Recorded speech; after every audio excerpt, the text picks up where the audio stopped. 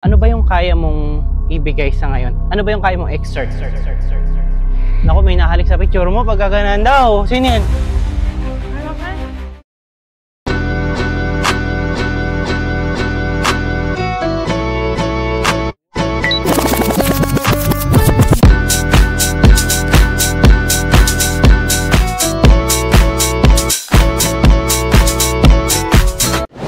Yo, what up mga toys? Andito na naman kami ni Babu for isa na namang daily talk at daily walk. Ay, mali na. Ay, daily walk and daily talk pala. So, ang ating topic for today is ano nga ba ang compromisation or compromise sa relationship, no? At sasabihin namin na rin yung kung ano sa tingin namin yung tama pa ba at ano ba yung hindi na tamang pagko-compromise. Doon muna tayo sa part na ano ba muna yung pagko-compromise para sa amin. No? So, para sa akin kasi yung pagko-compromise, ito yung kailangan mong hindi naman isagad yung paglo-lower mo ng expectations, pero hindi kayang ibigay agad yung pangangailangan mo na ganun. So, kailangan mo muna mag-compromise at mag-settle for lesser na hindi naman kailangan na super less, pero at least lesser dun sa original expectation mo para hindi ka rin masaktan dun sa hindi pa kayang ibigay ng partner mo. So, ikaw ba? Ano para sa'yo? Ang compromise? Aray, gulong pagod ko, hindi na ako. Naku, may nahalik sa picture mo. Pagkaganaan daw. Sino yan? Ano ka? Kinagat niya ang dila niya. Ayun ba yung tama ba? Pag may kinagat mo ang dila mo, may nakaalala sa'yo. Higin Titan na ako, mama. Oh, yun. Bahala ka na. Naghihintay tang pala. Compromise. Ano ang para sa akin, ano ang compromise? Ano ba sa'yo yung pagka-compromise? Kasi, Pag-commit niya halfway. May part na hindi tayo magkaintindihan, gano'n. Tapos, ikaw, gano'n ka din sa end mo. So, kailangan natin mag-meet halfway, how to deal with it. Na hindi pwedeng ako lang yung nag-adjust, hindi pwedeng ikaw lang. Dapat pareho tayo, tapos may agreement tayo. Kung ano yun. Ganun. Okay. Almost same naman, kaso kailangan namin mag-compromise lalo na pagka may mga ganito na dadaan kami sa medyo may maingay na Nag-adjust nagpapatugtog. kayo, pareho. So parehas kami mag-adjust doon sa natugtog at ipapost namin to mamaya na lang uli. Yeah. Doon tayo. Yo, ito nga no, lumagpas na tayo doon sa may mga music. Mahirap kasi doon eh, maka-copyright yung natin, content. Ayun na nga, dahil na-establish na natin kung ano ba yung compromise para sa akin at compromise para kay Babu. So, same lang naman halos kami. Yun nga, kailangan nyo mag-meet halfway dun sa mga expectations na gusto nyo. At dun sa mga expectations na gusto nyo at dun sa mga expectations na hindi kaya ibigay ng partner nyo. So, magka-compromise muna kayo doon. Wait lang! Yun nga, kailangan nyo babaan yung expectations nyo muna. No?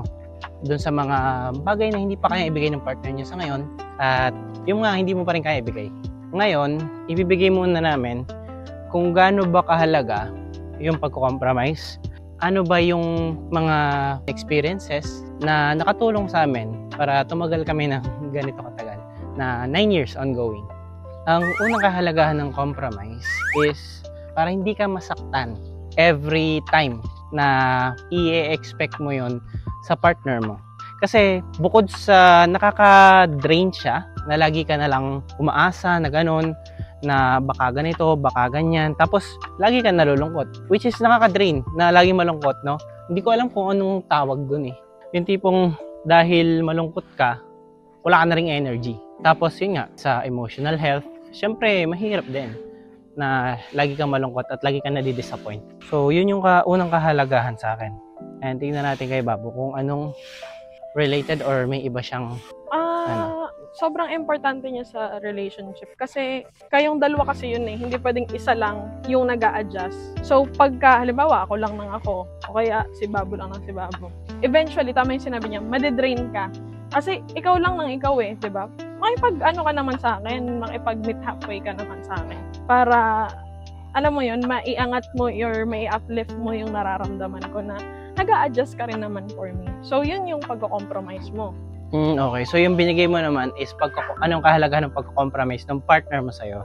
Oo, ganun. Okay. Pinaka-point naman talaga ng compromise is hindi naman siya settling for less. It's just, imbis na dumirekta ka doon sa expectations mo na ganito kataas, is gawin mo siyang step by step. Para sa success. Para ka sumakses, step by the step ka muna. Kasi sa imagine mo, joke lang. Kasi nga magka-opposite kayo, so kailangan nyo muna mag-adjust. Hindi yung rekta na pag sinabi mong magbago ka na, ganito yung gawin mo ha, parang kinabukasan magagawa niya agad. Yes, so yun, no? Ang compromise naman talaga, siguro isang misconception din, kasi based na rin naman sa meaning ng compromise, is yun nga, magsisettle kayo for something less, both parties. Pero hindi naman kasi yun talaga yung compromisation sa relationship, especially sa experience namin at sa experience ko, no? Compromise is actually a way na magkaroon ng step-by-step development in which yung expectation mo imi-meet ng partner nyo at the best na kaya nilang gawin. Ano kasi siya kung yung expectation mo ganito, ay, kita mo yung manok, kung gano'n kataas yung tilahap ng manok, gano'n. Di ba gano'n? Yun. Gano'n lang, tulook, gano'n lang. Gaganon ka lang muna. Hindi lang naman sa bago actually, doon din sa mga medyo matatagal na rin na kailangan mag-compromise kasi maraming example yan. Either bago kayo or matagal na kayo tapos nagpunta kayo sa isang situation na bago sa inyo. Like from not living together to magli-live-in na kayo. So, yun din talaga yung maraming compromise. Tsaka always give consideration. Lalo na kung nag-effort naman ang inyong partner. So, bigyan nyo naman ng konting good job. Ganon. Oo. So, ang pagka-compromise talaga is marami siyang kasama. Siyempre, dahil mahirap din sa part nung nagko-compromise, yung i-lower yung expectation niya. So, dapat both you and your partner know how to understand.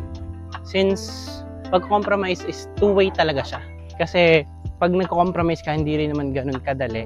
Kailangan magkaroon ka ng understanding at sana yung partner mo may understanding din na ginagawa niyo yung best nyo para mag-compromise dun sa gusto ng isa't isa. Tapos yun nga, yung sinabi ko na step by step siya, hayaan nyo lang munang mag-adjust kayo. Ano ba yung kaya mong ibigay sa ngayon? Ano ba yung kaya mong exert? Kasi kung nandito ka na sa point na to, ito yung binibigay ko ngayon, ano ba yung dapat kong dagdagan at i-practice para ma-meet ko yung expectation niya? Hindi man agad, pero gradually. Kasi nga, yung compromisation is parang way lang para ma-improve nyo yung sarili nyo to be fit for each other. Marami kasing maraming bagay yung dapat nyo i-compromise, lalo-lalo na sa mga bad habits, tsaka yung mga ng partner mo, mga flaws, which is simula pagkabata siguro dala niya na yun. Kaya kailangan mo ngang intindihin siya na it's a step-by-step process. Huwag mong biglain. It's part of the development yung dalawa, personally and as mag-partner. Yung pagbibuild nyo nung foundation is related talaga sa pagko-compromise sa isa't isa hanggang sa ma-meet nyo na yung specific na expectation ng bawat isa. Yo, what up guys? So, ang layo ng itinalo, no? Nandito na kami ngayon sa bahay. Sobrang ingay na talaga sa lake kanina. Tapos, wala na rin kami mapwestuhan eh. Parang ang dami nung tao. Tapos, ang dami nung maiingay na part. Ano masabi mo, Gigi? I miss you, Daddy. I miss you. Okay. So, ayun no. Ngayon, dito na lang natin ipagpapatuloy yung last part naman na to nung about sa pagko-compromise nga, no. So, nandoon na tayo sa ano ba yung dapat hindi mo i-compromise pagdating sa relationship, which is eto na, si Babo na. Let's go. Di pa naman nangyayari, no. Pero halimbawa pagka nagloko yung third party talaga, yung iba kasi sinasabi nila, sa'yo pa rin naman ako umuwi, ikaw pa rin naman yung asawa. Hindi ko talaga siya kaya. Kahit po sabi yung mag-asawa na kami. Kasi mataas yung respeto ko kay Babo. Mataas yung tingin ko sa kanya. Talagang yung pagdating sa ganung aspeto, mataas yung expectation ko sa kanya. So, parang pagka ginawa niya talaga yun, ibig sabihin, wala na, parang hindi niya na ako ganun kamahal. Hindi na siya katulad ng dati. Nagbago na. Okay. Hindi naman siya sa hindi kaya, no? Pero hindi talaga dapat mag-compromise ka sa ganun. When it comes to having a third party na dapat para maging okay ka lang. Never naman, no? Never na naging okay na mag-compromise ka sa ganun. Ito yung mga bagay na hindi ka dapat talaga mag-compromise is pag meron na siyang na-violate. Kumbaga na-violate na yung standards ng relationship na para sa amin kung vina-value mo yung sarili mo at kung mahalaga yung pagkatao mo para sa'yo. Syempre dapat hindi ka mag-settle doon sa mga ganung bagay for less.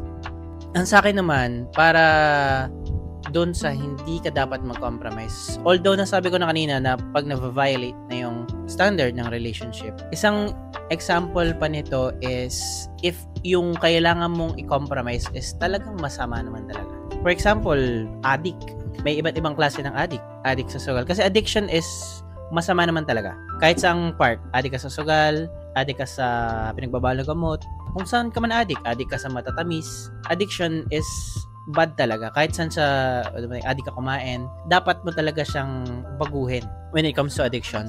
Lalong-lalo na dun sa mga masasamang bagay. Like, makaka-apekto or may malaking epekto dun sa relationship. Bukod kasi sa pwedeng maapektuhan yung relationship nyo, imbis na mag-compromise para mapabuti, is nakakompromise mo yung relationship nyo yung dalawa.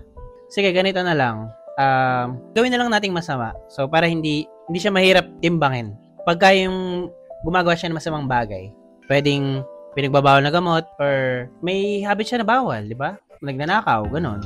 Hindi ka dapat mag-compromise sa ganon para lang masave yung relationship, no? It's either titigan siya sa ginagawa niya or hindi pwede. Hindi pwedeng bawasan lang.